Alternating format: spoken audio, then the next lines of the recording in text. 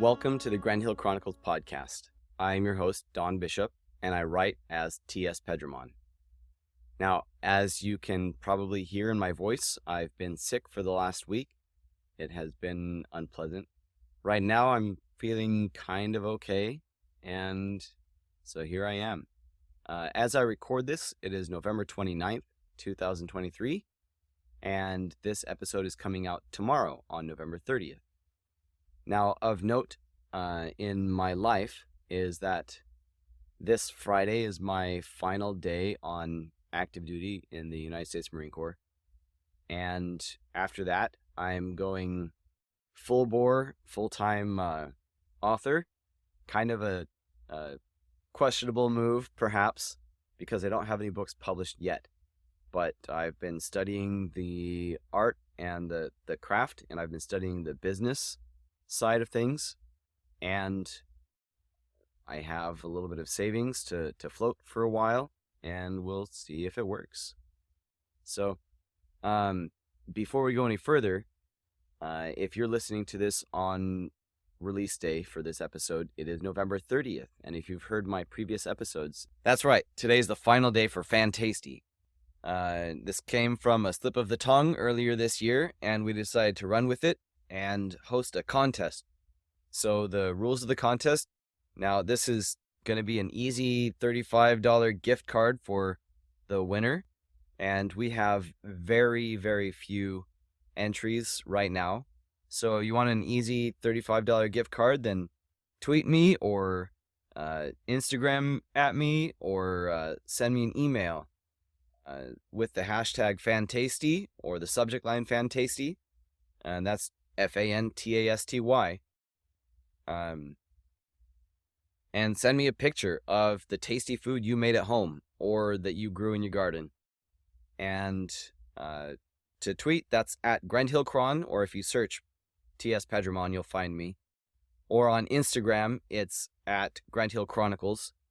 Or to email, that's fantasty@thorn.link. fantasty@thorn.link. So yeah, again, we've had extremely few entries so far, and that's an easy $35 gift card to the restaurant or the retailer of your choice. So in December, we'll pick a winner and contact you to see what establishment you'd like that gift card from. Now, for the business of today's podcast, well, maybe some quick announcements. Because things are changing in life.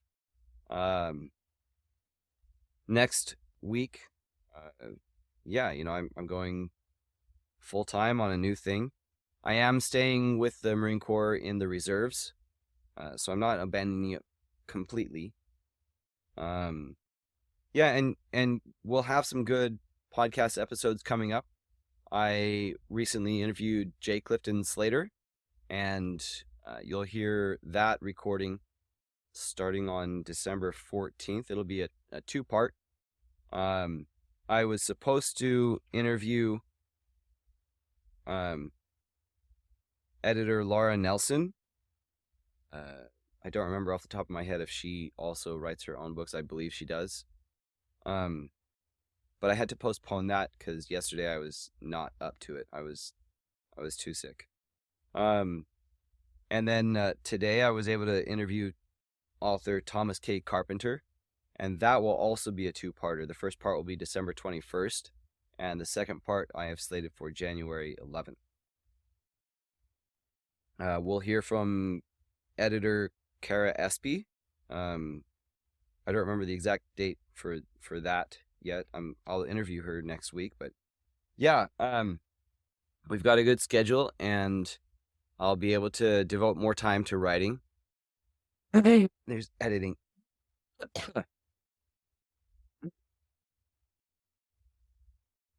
Now, as far as the business, the content of today's episode, I said last time that this episode and the next episode, next week's, would be story narration, and I'm sticking to that.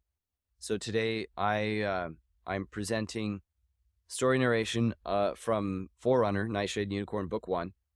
And this is Chapter 2. It might not wind up as Chapter 2 in the final version, but that's what I'm calling it right now.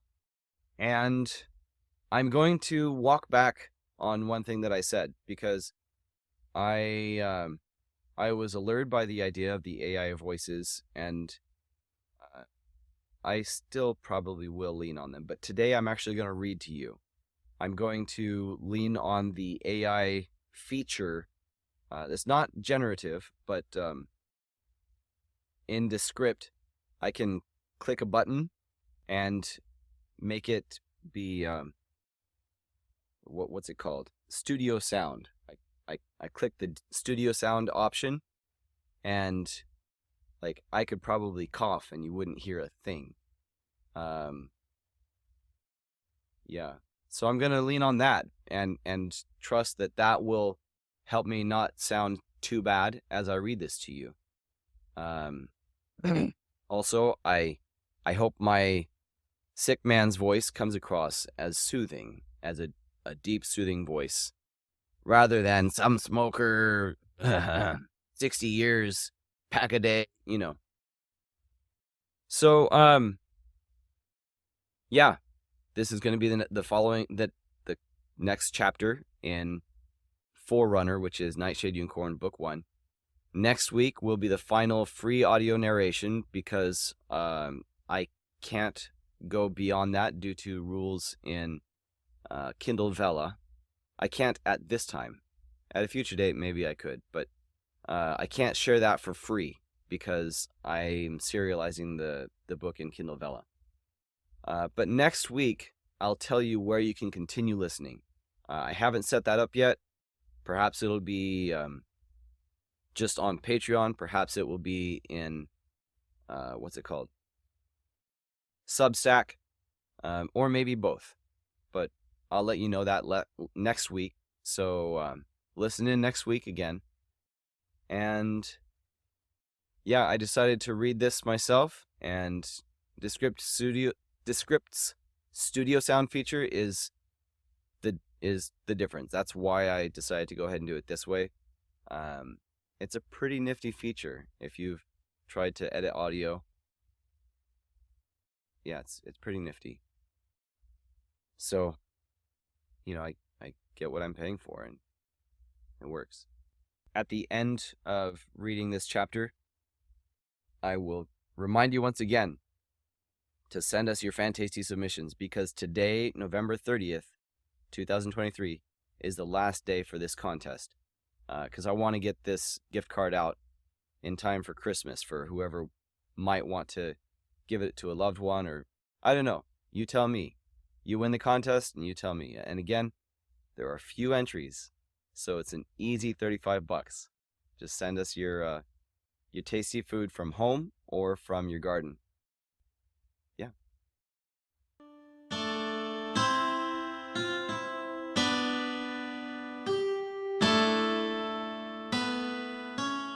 The Cleft. Alabva and Melior.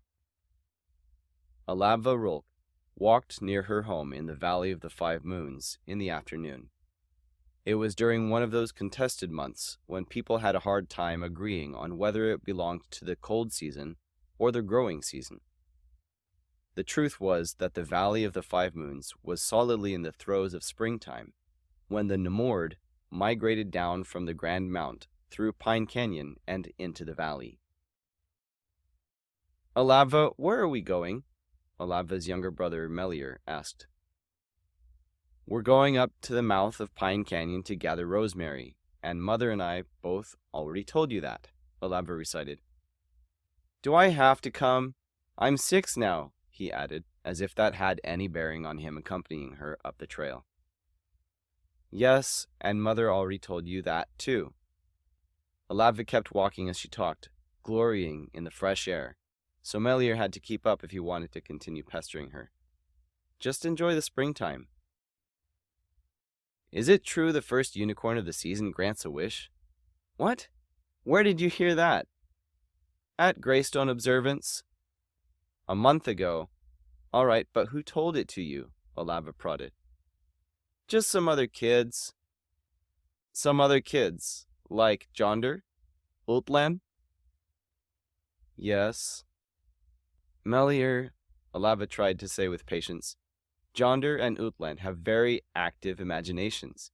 You have to take everything they tell you with some level of incredulity. With what? With a grain of salt. Just don't automatically believe everything they tell you. Why not? Where do I put the salt? Alava sighed. Because they told you the first unicorn of the season grants a wish? Because at Blackstone Observance they told you the month was named after the Nightshade unicorn? Black, like his heart? And don't call them unicorns, that's slang. They are the Nemord. Melier stopped, confused and mildly offended. What's wrong with that? The Nightshade unicorn sounds awesome. Alava paused, shook her head, then nodded again in their direction of travel. Come on. She resumed walking up the trail. 1. You have to come with me because we need to gather rosemary. We need rosemary to grind it up and scatter on the fields and orchards as soon as the shoots appear, in order to keep the bugs off. You come with me so we can bring back more than I can carry alone. I have my bags, you have yours. Alava glanced back to make sure Melier was following her physical walk as well as what she was telling him, then continued. 2. There is no Nightshade unicorn. Nightshade Nemord. Whatever. That's an old story made up to scare children. I take it that it doesn't seem so scary to you. I'm glad. I don't think we should try to scare kids.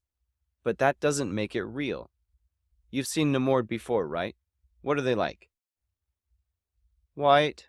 And they run and jump a lot. That's right. And they have horns. One horn. Alava shook her head again in amusement. Yes, that's why people sometimes call them unicorns instead of horses. But what else?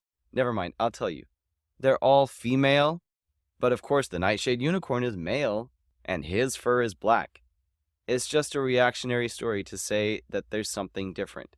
It doesn't exist. But unicorns aren't all exactly the same. I know because I've seen them. How different do they get? Their hair is all white. They never get sick or old. They all act alike. Well, they have different colored eyes, and one time I saw one with yellow hair. No, you didn't. Different eyes, maybe. No yellow hair. How much farther now? Alava wanted to arrive at the mouth of the canyon, gather their rosemary, and go home. Well, it was at least cream-colored. It must have been the light. Come on, let's get this over with. But why do we have to gather rosemary? Melier didn't give up when he didn't want to. Because somebody has to. Mother has her chores, we have ours. Can't there be somebody else? Well, there once was, but Father is still lost at sea. I don't remember him. What was he like? You always ask that, Alava breathed. She couldn't resist telling him regardless. Father is great. She tried to remember to use the present tense when talking about him, despite the years he'd been gone. He always made me laugh, and always helped me when he was able. I still love the little shoes he gave me when I was your age, even if they don't fit anymore. I didn't need them, but he said he simply had to buy them for me, and that he was forced to do so because I would look so cute in them. She couldn't hold her smile inside, allowing it to bleed out onto her face. When will he come back? Melier said. You will always ask that, too. Alava picked her way through the trail they were walking, sighing again and letting her smile fade. He'll be back when he'll be back. He'll return just as soon as he can, but the sea is dangerous. So we have to be prepared for him not to make it back. Maybe ever. Despite her sometimes impatient tone with her brother, Alava didn't mean to antagonize him. She loved the Nemord, too, although she felt that with her age, almost 17, she had a better idea than her brother of what the world contained. Alabva had seen the seasons change through all 11 months, watched the Namord come down through the canyons and graze in the copses in the meadows, observed how they played and teased every year. She, like many other residents of the Cleft, another name for the Valley of the Five Moons, had savored a few moments throughout her childhood when a Namord had come in close enough to touch, had been uplifted by hearing their laughter every summer and seeing the smile in their eyes. She had even had the honor of touching Unicorn in a gentle caress of friendship, and she could see the touch in others who had received the same honor. None of them ever spoke of it, but once she had been touched, she had always been able to see the touch in others. She knew she wasn't alone in this. Unlike most residents of the Cleft, she believed, Alabva had once conversed with one of the Namord. It had been a simple conversation, appreciating the beauty of the valley, the seasons, and the sky overhead. Neither of the two had spoken of anything of import. She would soon engage in her second conversation with one, this time without grasping the immense import of the brief exchange. Alabva and Melior arrived at the mouth of Pine Canyon and began to collect rosemary, cutting it with the knife she brought and loading it in their bags. Alabva, look, a unicorn! You mean Namord. Okay. Alabva looked, genuinely interested in seeing one of the creatures. It stood some 70 paces away, looking directly at them. She sees us, Melior said happily. Of course she sees us. We're not hiding. But she's looking at us. True, my little man, true. Alabva smiled at him, then looked back at the Namord, intrigued. It wasn't looking at them. It was staring at them. Alabva couldn't help but stare back. The Namord tossed her head, shaking her mane. Alabva. The Namord stated the name simply and gently, the sound traveling up the trail clearly despite the distance. She trotted forward, hooves hitting softly in the dirt of the trail. She came within 5 paces of brother and sister, and it became clear that she was staring at Alabva, not at both of them. You are nearly ready, or perhaps you are now ready. Alabva was taken aback. What an odd thing for a flighty creature to say. Ready? For what? Yeah, for what? Melior copied. Alabva looked down at the rosemary she had gathered. She wasn't almost done with this task. The Namord blinked, then sniffed through her large nostrils. Melior stepped toward the Namord, who spared him a glance before disregarding his presence. Alabva brought a hand up to greet the Namord. The Namord brought her face closer to Alabva and nuzzled her hand, and Alabva then ran her hand up the Namord's face. Melior reached up and touched the Namord's shoulder. She again glanced at him, then turned her attention back to Alabva. Well, today is Greenstone Observance, Alabva trailed off, swallowing. It is my year. Do you mean? She reached up again with her hand to touch the Namord's nose, then moved up to between her eyes. The Namord took half a step back and lowered her head to bring the point of her horn down toward Alabva, who reached up and touched the tip of the horn with her fingers. The Namord then drew away slightly and brought her horn down to touch Alabva's forehead. Alabva's eyes widened as the Namord lifted her head and looked at Alabva through one eye. What is this, an interview? Alabva asked. It feels as though you just saw through every part of me, cold and warm at the same time. The Namord tossed her head again and pranced, bouncing into the air as she danced from side to side. She whinnied and laughed, displaying the energy and playfulness the Namord usually showed. Alabva laughed, along with her brother Melior. You're a really unpredictable Nomo, she said, using the diminutive term used for affection or derision. Alabva shook her head in wonderment at the animal's behavior. The Namord stopped dancing for a moment. I am Hronimon. I will come back, Prepare yourself." Then Hronomon reached down to the bundle in Alabva's other hand, took a large bite of rosemary, and turned away, bucking and dancing, then Prance trotted off, shaking her head as she went. Alabva noticed something more about the Nemord. "That was no Nomo, she said, wide-eyed. Melior agreed. "I know, it was weird how it came right up to you and looked at you so carefully. That didn't seem like a silly joke. It seemed to be serious."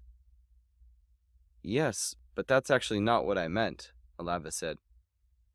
"That wasn't a she. Every Nomo I've ever seen was female." "Do you mean it was a boy unicorn?" No, it was a male Nemord." "Can there be male Nemord?" "And he told me his name. Have you ever heard a Nomo's name?" "Like a boy horse?" "No, like a boy Nemord." Alabva rolled her eyes, then looked down at the slightly reduced bundle of rosemary in her arm. "Come on, we have to fill our bags and get home. We don't want to take too long and miss the start of Greenstone observance." "You're hoping you get to dance with Delgan during the observance." Alabva opened her mouth, but nothing came out, and she turned red instead.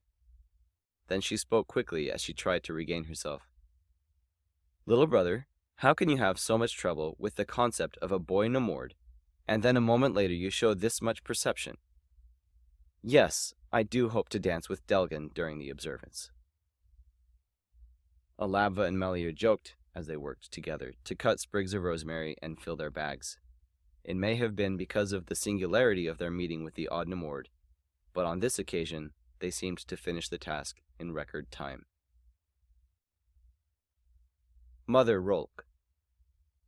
Back home, Alabva and Melior brought their bags of rosemary to their mother. Alabva opened the front door as its hinges gave their usual loud creak. "You're back a little early. Did you find it closer to home than usual?" Alabva set her bag down on the wooden table in their modest kitchen. "No, but we had an interesting experience that I think lifted our spirits a little, and that helped us finish faster." "Alabva wants to dance with Delgan tonight."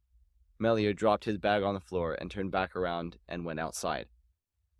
Alabva's eyes went wide, and she looked back and forth between her mother and younger brother, mouth agape. Mother Rolk called after Melior. "Get back here, young man. You need to wash up properly." He came back inside to argue.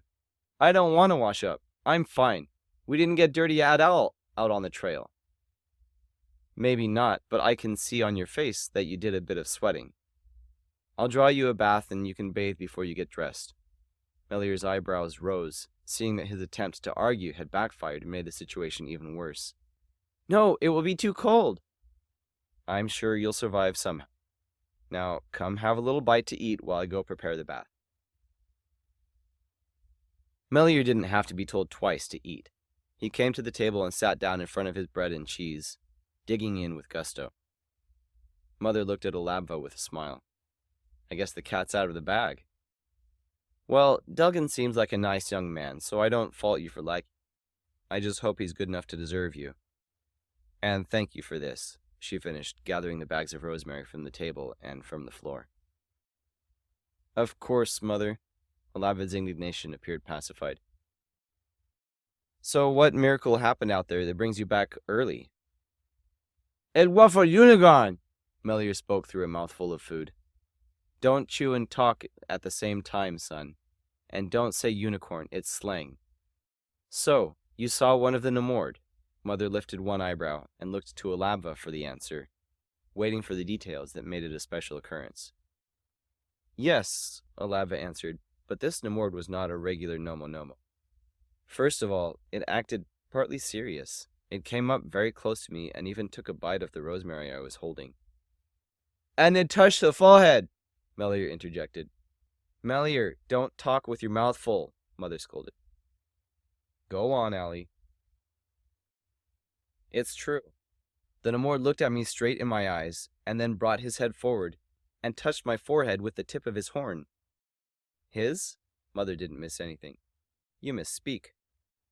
"No," Alabva insisted. "It was a male. A male Namord, not a mare like all the rest. Maybe it's the Nightshade unicorn. Melior, what did Mother tell you? Oh. No, it's not the Nightshade unicorn, Alaba continued lecturing her brother. The Nightshade unicorn is a fable. Stop listening to Jonder and Ultland. They make stuff up and repeat old nonsense. It's all right for you to play with them, Mother stepped into her role before Alaba could usurp too much. But you need to learn to separate truth from fiction. Your sister's right, though. Melior swallowed his mouthful. But it was a boy unicorn. All the rest are girls. Namord, Mother and Alaba corrected him in unison. Mother got up to leave the room. You two can figure it out. I'm getting that bath ready. Alaba, don't let him escape. Alaba paused. It was the only male Namord she had ever seen. Maybe there could be some truth to the fiction. But his coat was white, definitely not black, she tried to reason with Melior and herself. White, just like all the Nomo we've ever seen or heard of. It's just weird that he was a he.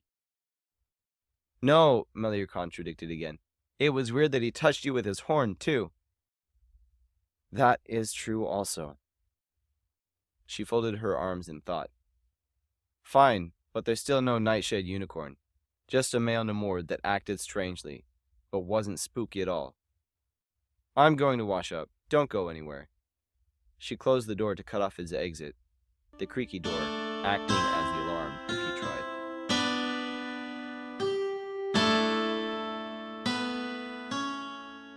And that's our story for today. I hope you enjoyed it. Let me know what you thought in comparison between last week's AI-generated voice and my narration.